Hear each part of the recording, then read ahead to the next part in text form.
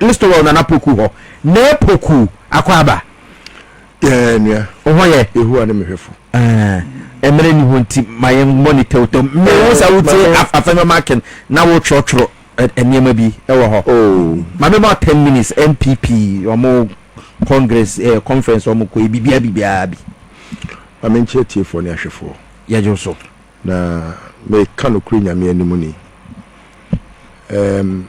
MPP say enye una odi aye topica I don't discuss irrelevance me obi a me discussing your mayor of national importance and a man 5 minutes nti MPP there I mean me would differ man boy folk how do I discuss it what must I say but at least for the sake of democracy nti it's allowed for such miscreants in society say yebe ma amanfo any adaho na o mahu say eye na ada na se bi o ma hyase a o mo dada o mo ahu Ghana fo ani ate Ghana fo ani abie Ghana fo ni madepa Ghanaians will never be fooled by any group of wisest fools till they are a group of wisest fools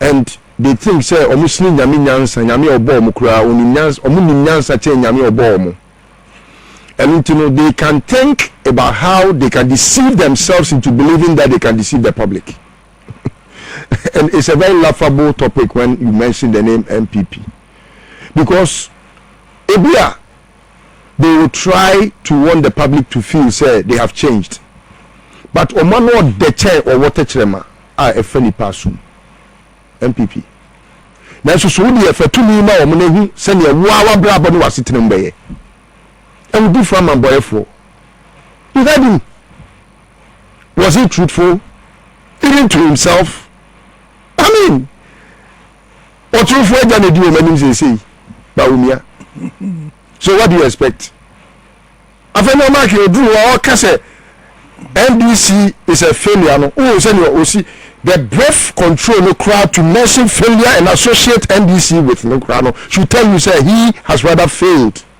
individually as a human being and as a collective group as minority leader no crowd he has failed woefully.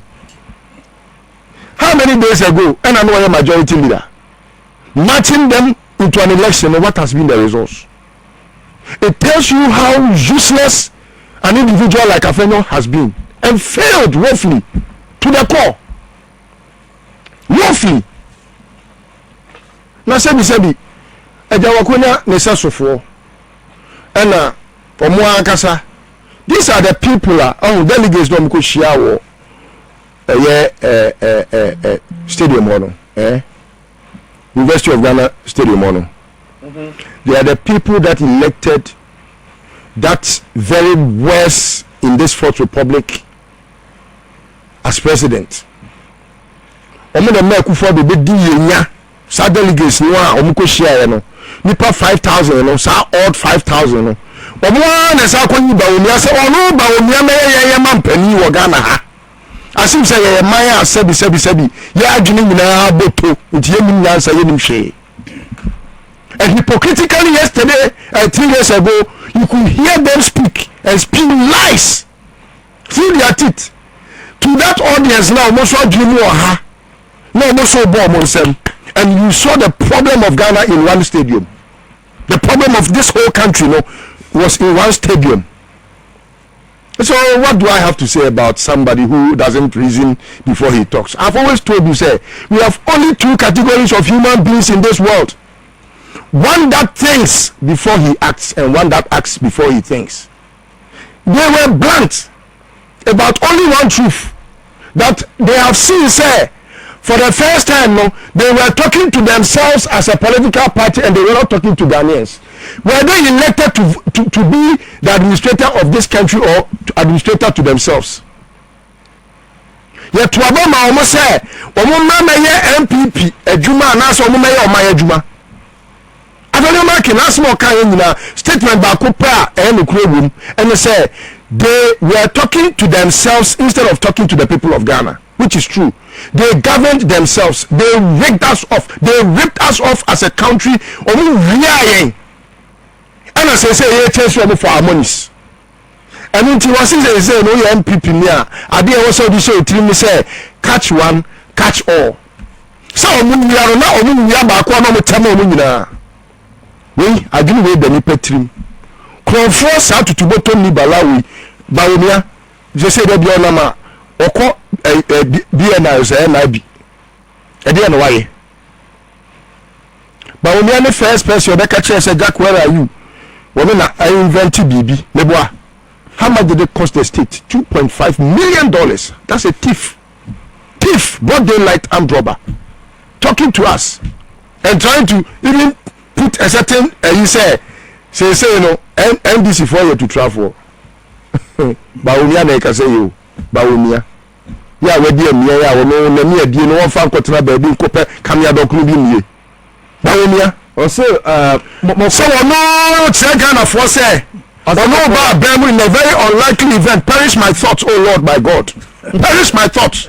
Second of all, you can see a force about man penny. Yeah, Ghana for. I love that. Now, who be a grandpa 77? It's the class to us, you know. What about the vice president? A choir of us, I would be Bamu. I would be a vice president 2020. I got to a money power to you. One Kaisi, I could body petro. I was so one Kai, you can send the Pamela Sako, what a chiman. One Kai. How a cool sin is this Yakobo? And not your hair. Oh, Mary. I do way, or to me, the Pepe president. Now, enamable. No, that be a. The Rebecca send me say, deeper of the social media buy, and all the telephone buy. In our sector of this country, no.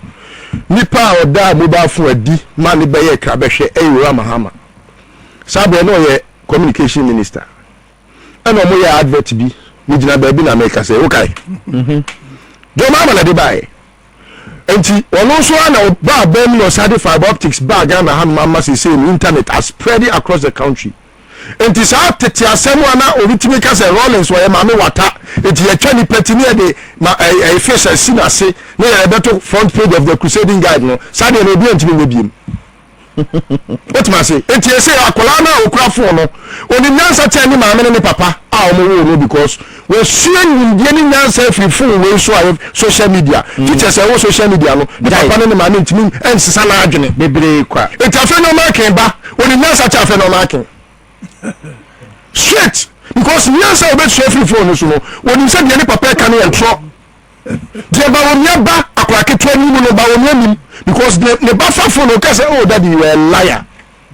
How can you be this hypocritical to think that MPP ni any party NDC ni and MPP ni any party Ghana ni now we go down say you prosecute as if say the power has lost on or the authority has lost on President Mahama to prosecute our Kumsen when she admitted say wakobo you now NDC for na me no ya na am do am ho they like to forgive na nyankopon won fa bone nche nyankopon kro no bo asase boss no bo asase won fa bone nche da wo ka say forgive me my sins and nyankopon tie ne tra wa so twe bone a ye bia wa so twe ba enfom so no de te no won fa bone nche.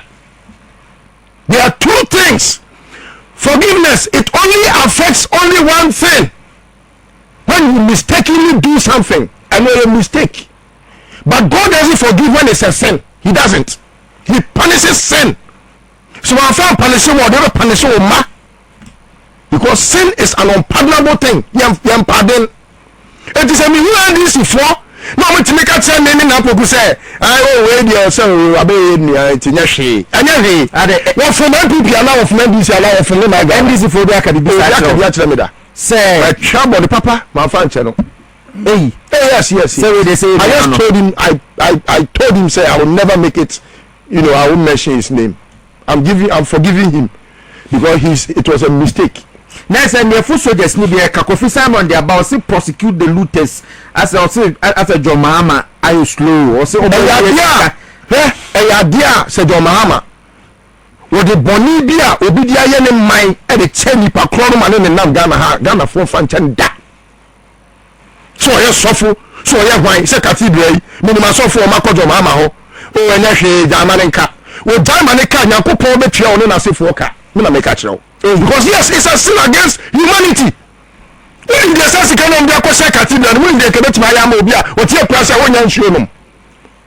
Do you know how many people have been deprived of their own rights because of someone's wickedness to extort and rob the state?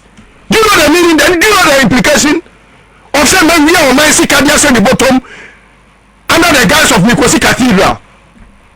Do you know how many people have suffered and they could find that when I catch them say and yes Jamaninka be a Jamaninka be a Udini Mamboyani Teddy or Yabonino. Madame Jayamanaka no we Udini Mamboyani Teddy Nipano Yabonino. Okay, because all Yabonino no one himself Boneno Nakacha war. Only the bonnet and consent. The Yabba Cathedral, some of the so you know, me, I don't have much. What's about MPP? Because very much in Bonnie. No, I don't have much. Because look, the education on this phone, especially when you guys have sat on the radio to educate us, when my brother Kevin Taylor is on the education spree, educating the weak minds and brains. What? How are they going to fare? They are going to further sink. And I posted just a day to their congress. I said their conference, no. NBC their congress, MPP their conference. I said, they are going to put the last nail in the coffin. In their own coffin? Yes, and they did so. Because it was an amazing platform for them to at least admit their guilt. And tell the Ghanaians say, oh, yeah, Pamucho, when they are from so, no fancy. Look at how they were feeling. I'm so many from so, they didn't even fail. Now, would be our no what ball micro, no shabby boy in Namway, Timko, Die Macumacon, a Dunoso, 27 houses. Now, you said the party for soldier just because of the Uber DNT. Now, a bar no amount of conference, now, Abba. Oh, yeah, supported by Umia because I'm not dream more her. Ah, obetimi aboabo adoma no ama o masa be hwia o man no ohu boneda omo nkoso na sabi kwasia na miate enti o magro no agu okay kwasia na sabi oti man mu a na oni phone na oni bibia na kan we ka entro e de hye na adwene ye ne se onye obi anti de pani aka no ofa no ene kwasia na miate wo social media enti magro no ayeden agu meda say